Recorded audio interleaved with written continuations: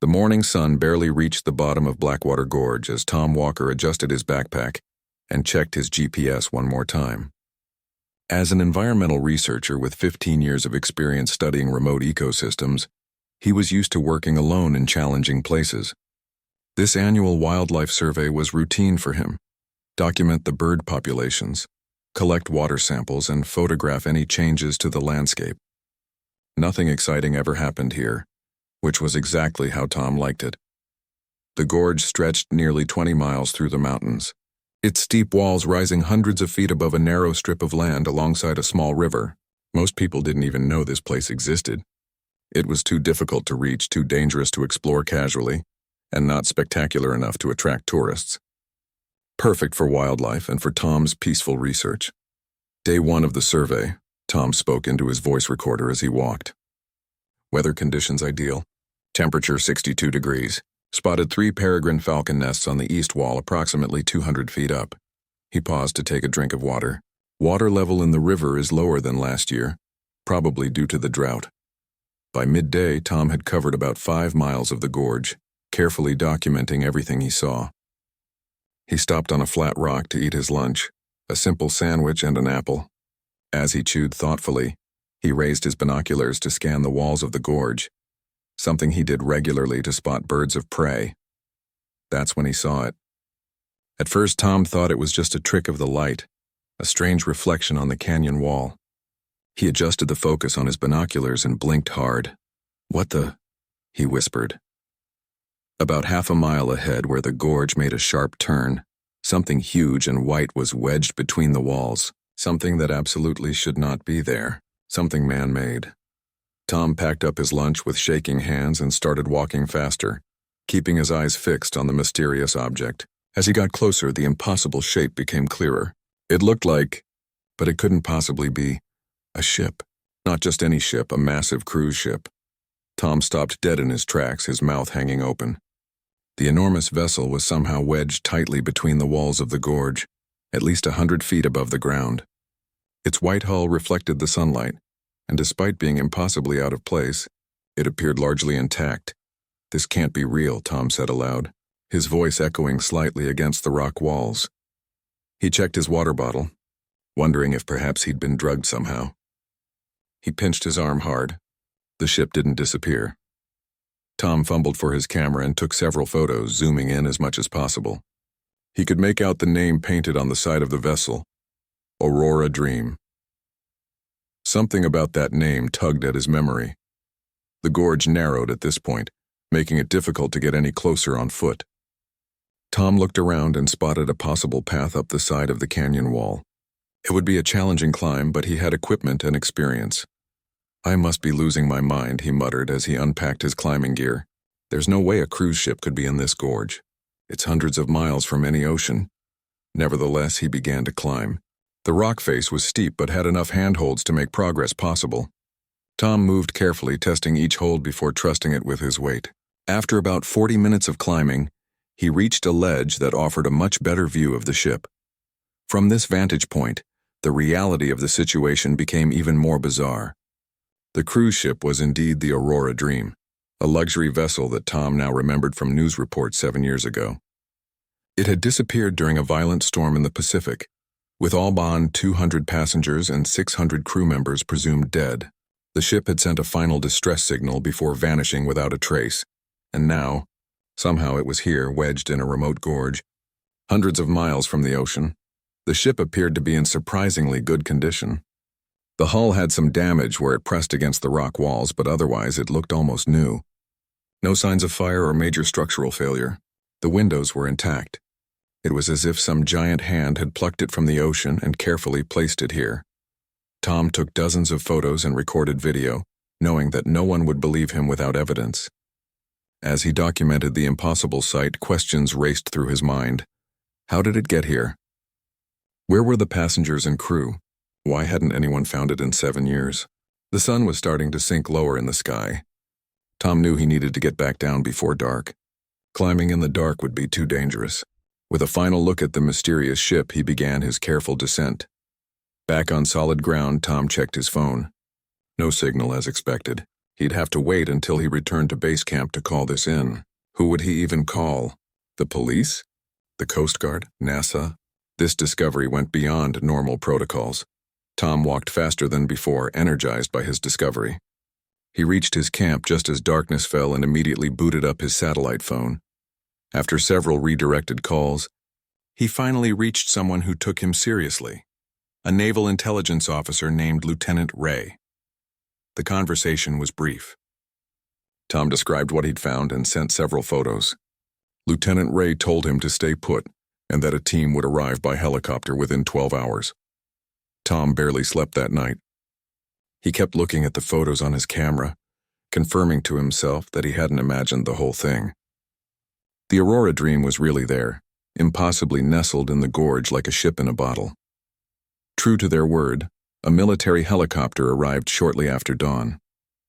4 people in civilian clothes disembarked and introduced themselves: a naval engineer, a maritime historian, a forensic specialist, and an official from the Department of Homeland Security. They asked Tom to brief them on his discovery and then guide them to the site. "I've been researching in remote locations for 15 years, Tom told them as they hiked through the gorge. "I've seen some strange things. Unusual weather patterns, rare animals, even a plane crash site from the 1950s that had never been found. But nothing like this. Something that seems to defy the laws of physics." The historian, a woman with gray-streaked hair, nodded thoughtfully. The disappearance of the Aurora Dream was one of the greatest maritime mysteries of our time. There were theories, everything from a rogue wave to alien abduction, but no one suggested it might have somehow ended up on land, let alone in a remote gorge. When they finally rounded the bend and the ship came into view, even these experienced professionals fell silent with shock. The naval engineer was the first to speak. "It's impossible," he whispered. "The gorge isn't wide enough. Even if you somehow got the ship here, you couldn't position it like that. And yet, there it is," said the Homeland Security official, already taking photos with a specialized camera. They spent the rest of the day setting up equipment and planning how to reach the ship. A larger team would be arriving the following day, with more specialized tools to access the vessel. Tom was asked to sign numerous confidentiality agreements, but was also invited to stay as a consultant, given his knowledge of the terrain. As the sun set on that extraordinary day, Tom sat alone by his tent, staring up at the silhouette of the cruise ship against the darkening sky. Tomorrow they would find a way inside, and perhaps solve the mystery of what happened to the 1-800 people who had vanished along with the ship. Dawn broke over Blackwater Gorge as a fleet of helicopters thundered through the morning sky. Tom watched from his small camp as they arrived one after another, each bringing more people and equipment. What had yesterday been an isolated, quiet place was now transforming into a bustling operations center. A tall woman with short dark hair approached Tom as he packed up his research gear. She wore a practical field outfit with a government ID badge clipped to her vest. "Mr. Walker, I'm Dr. Vivian Chen heading up this operation," she said, extending her hand. "Thank you for your discovery. Quite extraordinary." Tom shook her hand, noting her firm grip. "To be honest, I'm still not sure I believe what I'm seeing." Dr. Chen smiled slightly. "You're not alone in that. I've worked disaster recovery for 15 years and this..." She glanced up at the cruise ship wedged in the gorge. "This defies explanation." Throughout the morning, more specialists arrived.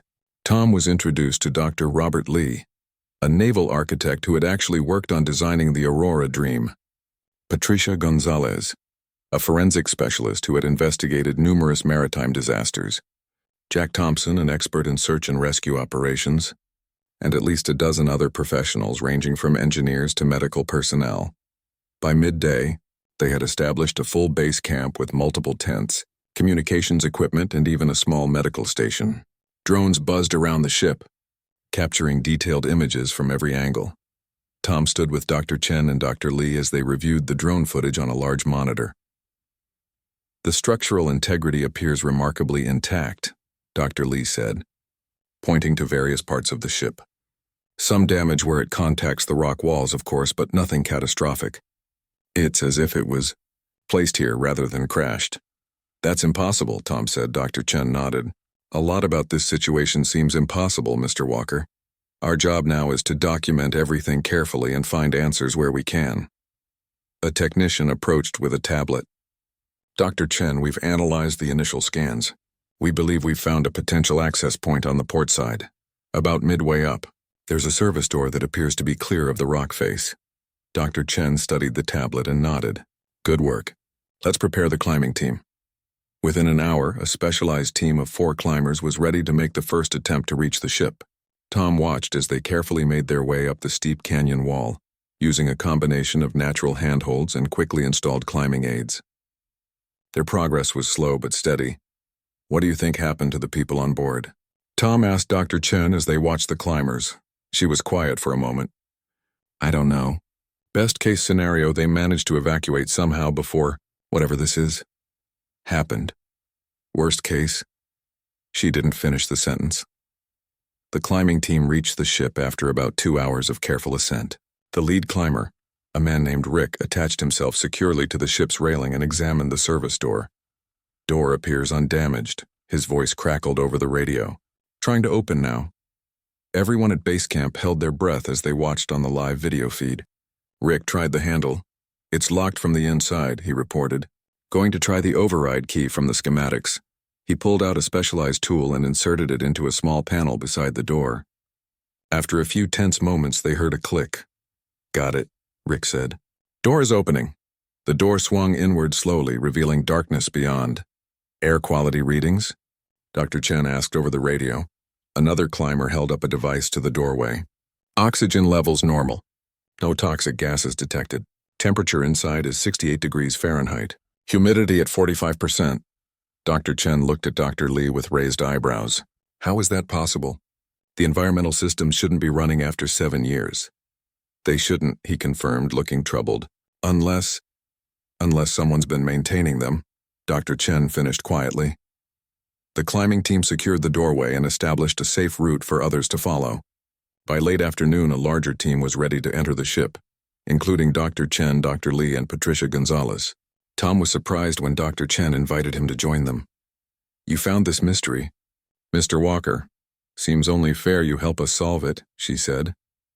The climb up to the ship was more difficult than Tom had anticipated, even with the safety lines and installed handholds. By the time they reached the service door, his arms were burning with exertion. "Welcome aboard the Aurora Dream," Dr. Lee said quietly as they all stood in the narrow service corridor. "Though I never imagined visiting her like this." They switched on their powerful flashlights, though to everyone's surprise, when Patricia tried a light switch on the wall, the corridor lights actually came on, flickering briefly before stabilizing.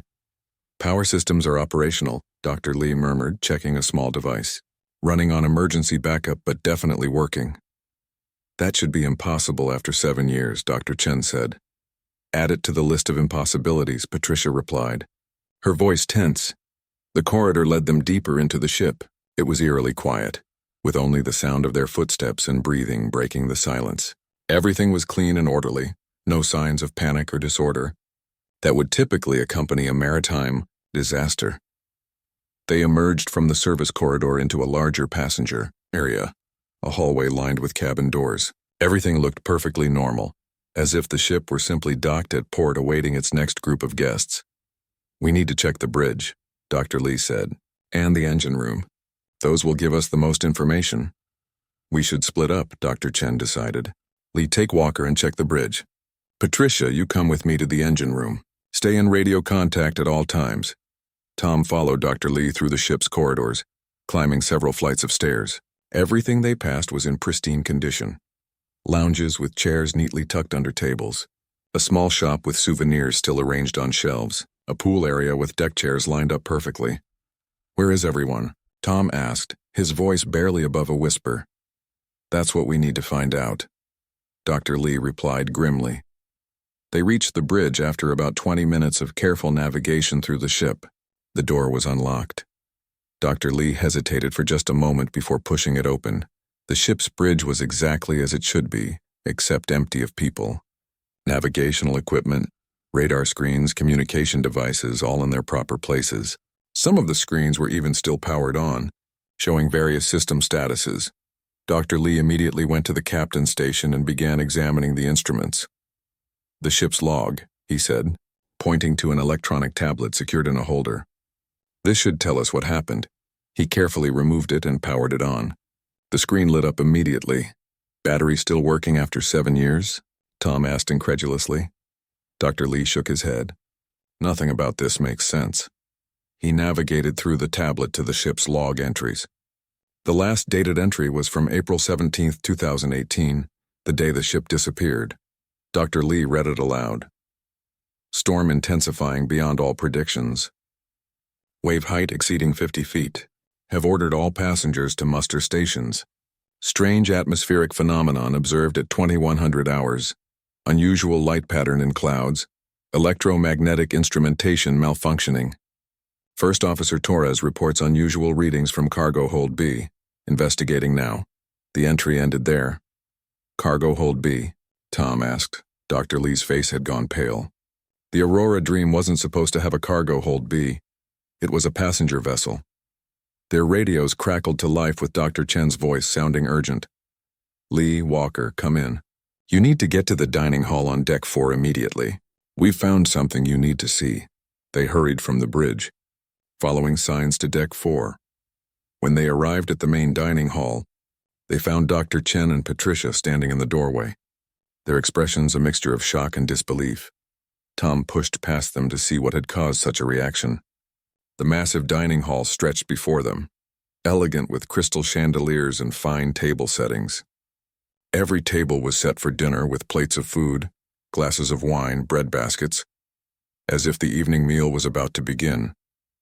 But what made Tom's blood run cold was that the food looked fresh. Steam still rose from some of the dishes. Wine glasses were filled with liquid that hadn't evaporated. This is impossible, he whispered. That food should be dust after 7 years. Dr. Chen nodded slowly. It gets stranger. Look closer at the tables. Tom stepped into the dining hall, moving carefully between the tables. Now he saw what she meant. Each place setting had a name card. Personal items sat on some of the chairs. Reading glasses, a woman's purse, a child's stuffed animal. But there were no people. Anywhere. It's as if everyone just vanished, Patricia said, her voice barely audible. In the middle of dinner, Dr. Lee held up the captain's tablet. According to this, the ship encountered some kind of unusual phenomenon during the storm. And there's mention of something in cargo hold B, a cargo hold that shouldn't exist on this vessel. The napkin with its ominous message was sealed in an evidence bag as Dr. Chen organized their next move. Outside, the sun was setting, casting long shadows across the gorge and giving the massive white ship an orange glow against the darkening sky. We need to find this cargo hold B, Dr. Chen said, gathering the team in a small conference room near the dining hall. According to the ship's schematics, it shouldn't exist, but clearly something's not right about any of this. Dr. Lee had pulled up the ship's layout on a tablet. The regular cargo area is on the lowest deck here, he pointed. If there's an unmarked cargo hold, it would likely be nearby. Tom studied the screen, still trying to process what they'd seen in the dining hall. What about the passengers and crew? Shouldn't we be looking for them? Patricia, the forensic specialist, shook her head. I've investigated dozens of disaster sites. People don't just vanish without a trace. No signs of struggle, no remains, nothing disturbed. It's not natural. None of this is natural, Tom replied. Dr. Chen checked her watch. We have about 2 hours of daylight left. I've asked base camp to prepare overnight equipment. We're staying on the ship. Tom felt his stomach tighten at the thought. Is that wise? Probably not, Dr. Chen admitted. But we need answers, and this ship seems to be operating on its own timeline. I don't want to risk leaving and finding things changed when we return. They split into 2 teams. Tom stayed with Dr. Chen and a security officer named Mike, while Dr. Lee and Patricia took another route with a technician. Both teams headed for the lower decks, keeping in constant radio contact. The deeper they went into the ship, the more unnerving their surroundings became. The pristine condition continued everywhere. Cabins with beds neatly made, personal items laid out as if the occupants had just stepped away, even half-read books left open on side tables. It feels like we're inside a photograph, Tom whispered as they passed through a hallway lined with cabin doors. Like everything's been frozen in time, except for the food, Dr. Chen reminded him. The fresh food in the dining hall suggests something else entirely. They reached the crew-only areas, passing through maintenance corridors and storage rooms. Everything was organized and undisturbed. Tools hung neatly on wall mounts, supplies stacked in orderly rows. "Wait," Mike said suddenly, holding up a hand. "Listen." They all went still. At first, Tom heard nothing beyond their own breathing. Then faintly he caught it, a low, rhythmic humming sound. "That's the engine," Dr. Chen whispered. "Impossible," Tom said, though he was beginning to hate that word. "The ship's engines can't be running." They followed the sound, which grew louder as they descended another flight of stairs. At the bottom, a heavy door marked "Authorized Personnel Only" blocked their path. Dr. Chen tried the handle. Locked. "Mike?" she said, stepping aside. The security officer pulled out a compact toolkit and went to work on the lock. Within minutes, they heard a click and the door swung open. Beyond was a large engine room filled with massive machinery. The humming was much louder here, unmistakably the sound of engines idling. Lights on control panels blinked steadily, and digital readouts displayed various measurements. "The engines are running," Dr. Chen said in disbelief, approaching one of the control panels. "But they're in standby mode, not generating thrust. How is this possible?" Tom asked, staring at the massive machinery. "The fuel would have been exhausted years ago." Dr. Chen shook her head slowly. "Another impossibility to add to our growing list." Their radios crackled. Dr. Lee's voice came through, sounding tense. "Chen, we've found something. East corridor beyond the main cargo area. There's a sealed bulkhead that doesn't appear on any of the schematics. The sign says Cargo Hold B. We're on our way," Dr. Chen replied. "Stay put and don't attempt entry until we get there." They navigated through more corridors and down another flight of stairs, finally meeting up with Dr. Lee's team in a dimly lit hallway. At the end of the corridor stood a heavy metal bulkhead door with Cargo Hold B stenciled in red paint. A keypad and scanner were mounted beside it. "This section isn't on any blueprint of the Aurora Dream," Dr. Lee explained, his voice low. "It's as if it was added after the design was complete." Patricia pointed to the floor. "Look at this." Yellow caution tape formed a perimeter around the entire door, and hazard symbols were posted on the wall. Radiation, biohazard, and others Tom didn't recognize. Dr. Chen examined the keypad. "We need a code to get in." "And probably authorization," the technician added, pointing to the scanner. "Likely fingerprint or retinal."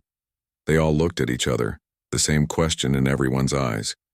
What was so important or dangerous that it required this level of security on a passenger cruise ship? "The ship's log mentioned unusual readings from this cargo hold right before the ship disappeared," Tom recalled. "Whatever's in there might explain what happened." Dr. Chen's radio beeped.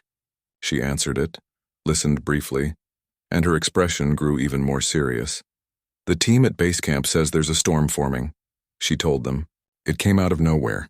Clear skies to heavy clouds in minutes. They're battening down for high winds." A chill ran through Tom that had nothing to do with the temperature, just like the storm when the ship disappeared. "We need to get into this cargo hold," Dr. Chen decided. "Mike, what options do we have for bypassing this security?" Before the security officer could answer, the lights in the corridor flickered, then stabilized. A moment later, they heard a sound that made everyone freeze, a soft chime from the keypad beside the bulkhead door. The red light on the scanner turned green. The keypad display read, "Access granted." A series of heavy clicks sounded as the locking mechanism disengaged. "Nobody touched anything," Dr. Lee whispered. "Someone's letting us in," Patricia added. Dr. Chen drew her sidearm. "Mike, take point. Everyone else stay behind me." The heavy door swung open slowly, revealing darkness beyond. Mike switched on the tactical light attached to his weapon and stepped through, followed closely by Dr. Chen. Tom and the others fell in behind them, hearts racing. The beam of light cut through the darkness, revealing a space much larger than Tom had expected. As they entered, motion sensors detected their presence and overhead lights flickered on one by one. Cargo Hold B was revealed to be a sophisticated laboratory. Advanced equipment lined the walls, machines Tom had never seen before with displays showing complex data. In the center of the room stood a large circular platform surrounded by what looked like powerful electromagnetic coils. "What is this place?" Tom asked, his voice barely audible. Dr. Lee moved to one of the computer stations and tapped a key. The screen immediately lit up, requesting no password. "Someone wants us to see this," he said as he navigated through the files. Outside, thunder rumbled, the sound somehow penetrating the ship's thick hull. The lights flickered again. "Dr. Chen, look at this," Dr. Lee called, his face illuminated by the screen's blue glow. "This isn't a cargo hold. It's a research facility for something called Project Displacement." They gathered around the screen as Dr. Lee opened document after document. "It's some kind of experimental technology," he explained, scanning the text. This can't be right. Designed to move objects through space without crossing the intervening distance." "Teleportation?" Tom asked incredulously. "Not exactly." Dr. Lee continued reading. "It says here it creates a folded space corridor that allows for instantaneous relocation. But it was highly experimental, never tested on anything larger than a shipping container." Patricia pointed to another file. "Open that one." Dr. Lee clicked on it, revealing a video file. He hesitated, then pressed play. The screen showed this very room, but fully staffed with scientists and military personnel. A man in a suit was addressing the camera. "Final test authorized for Project Displacement. After successful small-scale trials, we are proceeding with full implementation. The Aurora Dream will serve as both transport vessel and, if successful, proof of concept for the larger program." Thunder boomed again, louder this time. The ship seemed to shudder slightly. On screen, the man continued, "If you're viewing this, something has gone wrong. The intended displacement was a simple one, moving the ship 10 miles south to avoid the storm. Obviously, that didn't happen." Tom felt the hair on the back of his neck stand up. "The theory was sound," the man on the video said, "but there were variables we didn't account for. The storm's electromagnetic properties interacting with our technology created a scenario we never anticipated. Time-space folding isn't just about location, it's about when as well as where." The video began to break up, static cutting through the man's words. "We don't know where or when we'll end up. But the passengers are safe. We've implemented the Amber Protocol. They won't remember any of this. They're simply elsewhere, waiting to be found, perhaps. As for us, the research team, we stay with the ship. It's our responsibility." The video cut to static completely, then ended. The room fell silent except for the rumble of thunder outside, now almost constant. "They tried to teleport the ship," Tom said slowly, "but something went wrong. They sent the ship here, to this gorge," Dr. Chen added. "But what happened to the people?" The ship trembled as Tom and the team raced through the corridors. Emergency lights cast an eerie red glow, making the once elegant passageways look like something from a nightmare. Outside, the wind howled with increasing fury. "Base camp, do you copy?" "Doctor," Chen shouted into her radio as they ran. Static crackled back at her. "Base camp," a voice broke through, barely audible. "Severe conditions. Evacuation. Can't reach your position. The storm's interfering with communications," Mike said, leading the way with his flashlight cutting through the dim red haze. Tom checked his watch. 4 minutes until whatever was happening in Cargo Hold B completed its countdown. 4 minutes to get off a ship that might vanish, or worse, at any moment. They reached a stairwell and began climbing, the metal steps clanging under their boots. 2 decks up, a violent shudder ran through the entire vessel. Tom was thrown against the railing, nearly losing his balance. "What was that?" Patricia gasped. Dr. Lee's face was grim in the red emergency lighting. "The ship is shifting position. The storm might be dislodging it from the gorge walls. If it falls." Tom didn't need to finish the thought. The drop to the gorge floor was at least 100 feet. Another shudder, stronger than the first. Somewhere in the distance, metal groaned and screeched. "Move," Dr. Chen ordered. "We need to reach the extraction point." They continued climbing, reaching the deck where they had entered. The service door that led out to the canyon wall was just ahead, at the end of a long corridor. As they ran toward it, the ship lurched violently. Tom was thrown sideways into a wall, pain shooting through his shoulder. "The ship is moving," Dr. Lee shouted over the noise of the storm and the groaning metal. They stumbled forward, fighting to keep their balance as the floor tilted beneath them. Tom's watch showed 3 minutes remaining. Reaching the service door, Mike grabbed the handle and pulled. It didn't budge. "It's jammed," he shouted, pulling harder. Dr. Chen joined him, both of them straining against the door.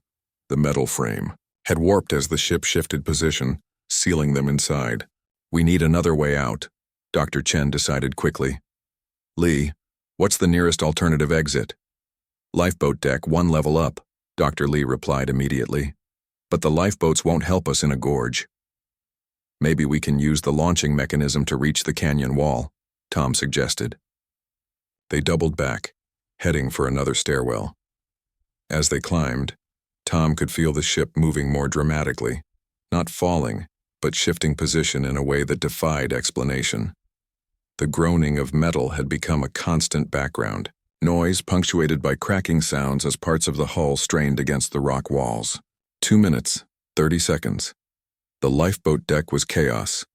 Wind howled through broken windows, bringing sheets of rain that soaked them instantly. Outside, lightning flashed continuously, illuminating the gorge in strobing bursts of blue-white light. There! Dr. Lee pointed to an emergency exit that led to a small platform where lifeboats would normally be mounted. That's our best shot. They forced the door open against the wind and stepped out onto the platform. The storm hit them with full force, nearly knocking Patricia off her feet. Mike grabbed her arm just in time. Tom looked out at the gorge and his heart sank. The ship had shifted position significantly. It was now hovering at least 20 feet away from the nearest canyon wall. There was no way to jump across. It's too far, he shouted over the wind. Lightning struck somewhere very close, the thunder immediate and deafening. In the flash, Tom saw something impossible. The entire ship was glowing with a faint blue energy, pulsing in time with the lightning strikes. Look, he pointed upward. Above them, a swirling vortex of clouds had formed directly over the ship. The center was darker than the surrounding storm, a perfect circle of black that seemed to pull at the very air around it. It's happening again, Dr. Lee whispered, his words nearly lost in the wind. Whatever brought the ship here 7 years ago. 2 minutes remaining. We need to get back to cargo hold B, Dr. Chen decided suddenly. What? We need to get off this ship, Tom protested. We can't, Dr. Chen shouted back. Look around you, there's nowhere to go. Our only hope is to understand what's happening and try to control it. She was right. They were trapped on a ship that was preparing to, what? Teleport? Disappear? With no way to reach the canyon walls, their options were non-existent. They fought their way back inside, drenched and buffeted by the wind. The ship was shaking continuously, now making it difficult to keep their footing as they descended through the decks. 1 minute, 45 seconds. The corridors seemed to bend and twist as they ran, the red emergency lights flickering more erratically. Tom felt a strange pressure in his ears, like being deep underwater or high on a mountain, a sense of displacement that went beyond physical discomfort. The air feels wrong, Patricia gasped as they ran, like we're not quite here anymore. They reached cargo hold B to find the bulkhead door standing open, just as they'd left it. Inside, the circular platform in the center of the room was now fully activated, glowing with the same blue energy they'd seen outside. Arcs of electricity jumping between the electromagnetic coils surrounding it. The countdown device still sat in the center, its display now reading 0115. 0114. Dr. Lee rushed to the computer terminal, fingers flying across the keyboard. The displacement process has already begun, he shouted over the growing noise from the platform. The storm is providing the power just like before. Can you stop it? Dr. Chen demanded. Dr. Lee shook his head. I don't think so. But maybe. His voice trailed off as he focused intently on the screen, navigating through files and systems faster than Tom could follow. 1 minute. What are you doing? Tom asked, moving closer to see the screen. If we can't stop it, maybe we can control it, Dr. Lee explained, still typing. The research team had a target destination programmed in the first time. They were trying to move the ship just 10 miles to avoid the storm. But something went wrong. So set a new destination, Dr. Chen urged. Somewhere safe. Dr. Lee's expression was grave. It's not that simple. The coordinates aren't just spatial, they're temporal. This technology doesn't just move things through space, Tom understood with sudden clarity. It moves them through time. Yes, Dr. Lee confirmed. And I think that's why everything on this ship is preserved so perfectly. It's been moving through time, not just sitting in this gorge for 7 years. 45 seconds. Patricia joined them at the console. What about the passengers, the Amber Protocol they mentioned? Dr. Lee pulled up another file. Here, it was a safety measure. If something went wrong with the main displacement, it would automatically transport all living beings to a predetermined safe location. The passengers and crew were sent somewhere else, Tom realized. But the ship stayed behind. Or rather, the ship went somewhere else entirely, Dr. Lee corrected. I think it's been jumping, moving through time and space in ways the researchers never anticipated. 30 seconds. The blue glow from the platform was intensifying, casting eerie shadows around the laboratory. The ship shuddered continuously now, the metal groaning like a living thing in pain. So what's happening now? Dr. Chen demanded. Where is it taking us? Dr. Lee was still reading the data on the screen, his expression shifting from concentration to shock. The system is trying to complete its original mission. It's been trying for what it perceives as 7 years, stuck in some kind of loop. And now,